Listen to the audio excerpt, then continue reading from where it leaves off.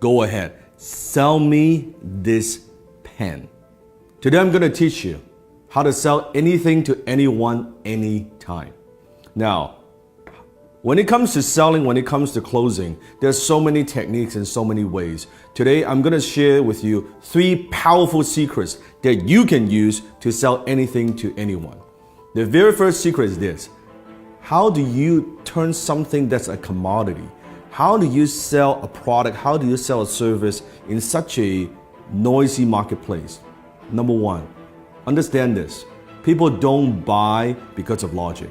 People buy because of emotion, and they justify it with logic. People buy based on emotions, and they justify with logic. I want you to think of something that you want to buy in your life.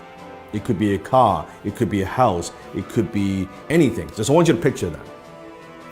Once you have that in your mind, I want you to ask yourself this question. Why do you want to buy it? Why do you want to buy that particular item? Why do you want to own that item? Why is that? Maybe it's a new suit, it looks good on you. Maybe it's a new dress. Maybe it's a new car. Maybe it's a new house. Maybe it's that vacation. But why do you buy it? I want you to dig a little bit deeper. If you peer through the layers, I think you'll realize you're buying emotions. Maybe you buy the item because of greed. You want to make money or you want to save money. Or maybe it's because of generosity, that by buying this item is going to help other people. Have you noticed sometimes even there are companies out there, if you buy this particular product, they're going to donate a certain amount to charities? Maybe you buy because of generosity. Maybe because of shame, that if I don't buy this, I'll look foolish. If I don't own this, I'll look foolish. Or maybe it's fear, that if I don't buy this, I'm going to be missing out. I don't want to miss out. Maybe it's an escape, that you go on the vacation, your 9-to-5 job is driving you fucking crazy, and you say, oh man, I need some time off. Maybe doing it, buying it because of escape. Whatever those reasons are, those are very often emotional reasons. So you buy because of emotion, and you justify with logic. So think about when you're selling something to somebody. Are you just talking about features and benefits? What this thing would do for you? Or are you pushing those emotional hot buttons? I remember one time I was in Harry Rosen, which is a very well-known kind of menswear store, high-end in Vancouver. I walked into the store and I was walking by the Tom Ford section. And the salesman approached me and said, sir, is there anything I can help you with? I said, no, I'm just browsing around. And he said, do me a favor. Put this suit on. Now, at the time, I've never owned a Tom Ford suit before. I have a lot of suits, but I don't have a Tom Ford suit. He said, do me a favor, put this on.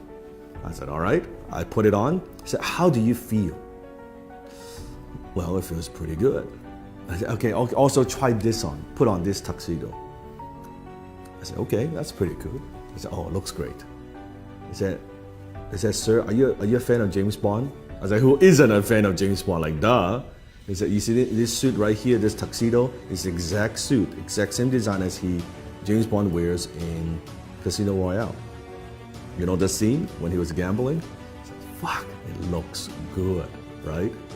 And before you know it, I bought the damn fucking tuxedo, right? And it's a lot of money, costs a lot of money. And if you think about that, what am I buying? I'm buying emotions.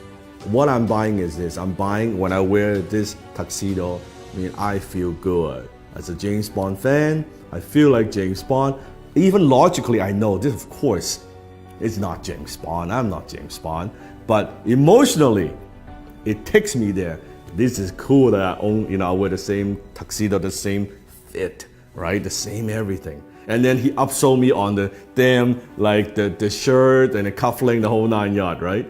That's what I'm talking about. People buy because of emotions and they justify with logic. You have to understand that. Don't push your products. Don't just push your services. Don't push the features and benefits. Think about what are those emotional hot buttons that you're pushing. Number 2, people don't buy their way into something. They buy their way out of something. It means people very often, they're buying something because they have a problem they want solved. They want to buy their way out of that problem. People don't buy the drill, they want to hold on the wall. So what is it that you are helping them solve? What problem? What is it? What is that thing? You have to understand. So I always say the amount of money that you make is in direct proportion to how deep you understand your marketplace's pain. The amount of money that you make is in direct proportion of how deep you go, how much you understand your marketplace's pain. So you have to understand what it is, what are the pains that people have, and how can you help them relieve some of that pain. So think about that. Number 3, people don't buy products and services, they buy stories. Because when there are so many choices out there in the marketplace, on the internet, any product that you want, there are hundreds and hundreds of choices. How do you stand out? How do you add emotions to a commodity, a pen? What's the difference between a $2 pen like this or an $800 Mont Blanc John F. Kennedy limited edition exclusive pen? $800 pen. It's the same pen. It has the same functions. Story. When you add story to an item, suddenly when you add the John F. Kennedy, the president's story attached to a brand, to a logo, it is 10 times more valuable. It is 100 times more valuable. It is 300 times more valuable, that particular pen. All because the story, he writes the same. A $2 pen you can write too. That's the difference. So think about what's the story? How can you inject stories into everything that you do? Maybe it's an origin story. How did you get started? Why do you do what you do? What are also stories of your customers?